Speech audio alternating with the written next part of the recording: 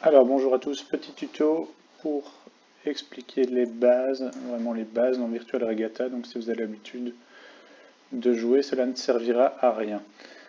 Alors j'ai un petit bateau ici au milieu de la masse. Pour que ce soit bien visible, je vais cliquer sur l'œil ici et sélectionner que mon bateau. Voilà. Alors on peut zoomer, dézoomer. On voit le vent.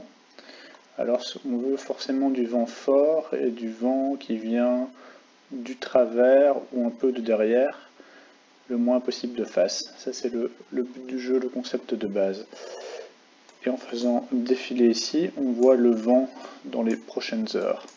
Alors on voit que par exemple dans 6 heures, le vent ici sera très léger, il sera plus fort ici, donc entre guillemets je ne fais pas une bonne route. Alors, quand on descend ici sur le cap, on peut verrouiller ou déverrouiller le cap. Moi je conseille toujours, et d'ailleurs la plupart des pros conseillent toujours de naviguer avec le cap verrouillé. Cela permet de naviguer avec un angle de vent constant, et ça veut dire que la voile qu'on a mise, et donc ici on est dans une version gratuite, donc il y a deux voiles.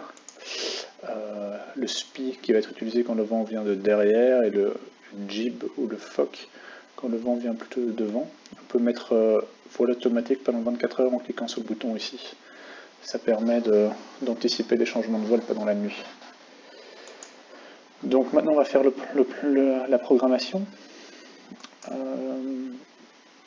Je programme avec des compas.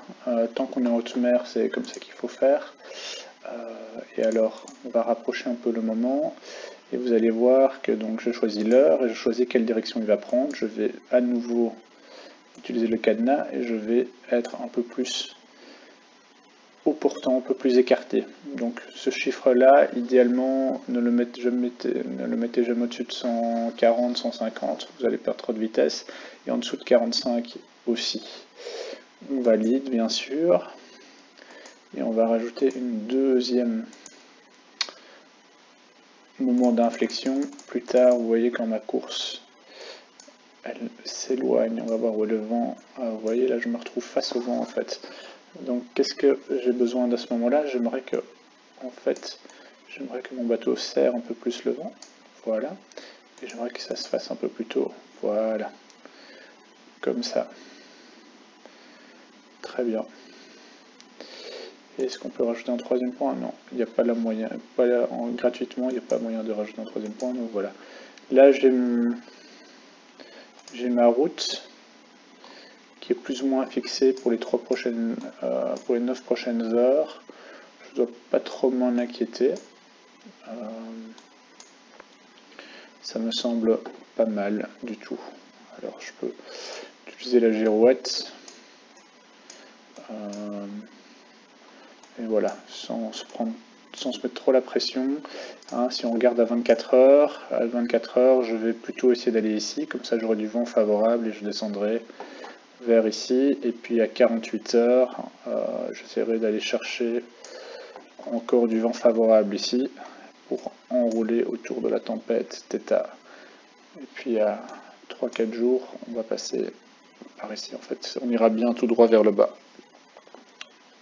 Voilà donc les fonctionnalités.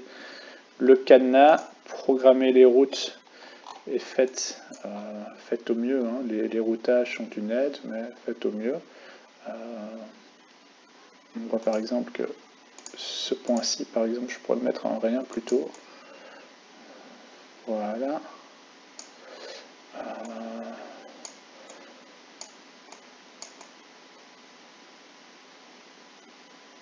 Voilà, c'est pas parfait. À mon avis, je planifierai dans 2 heures, je planifierai un autre point pour le faire un peu différemment. Mais au moins, je suis déjà safe, au pire, jusqu'à midi.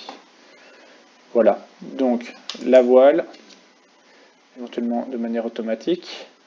Et là, je vais le mettre de manière automatique parce qu'il y aura un changement de voile ici, en fait. Vu que le vent, vous voyez, vers 9 heures. Donc ici, j'ai le vent favorable, vu que mon bateau va avancer comme ça. Et après, je vais avoir le vent de plus de face, donc il va passer du SPI vers le Jeep. Pour m'assurer de ça, je vais appuyer sur automatique pendant 24 heures. Et voilà. Je valide. Alors il n'a pas adapté la projection, mais en principe, ça évite les ennuis. Et puis voilà, c'est tout.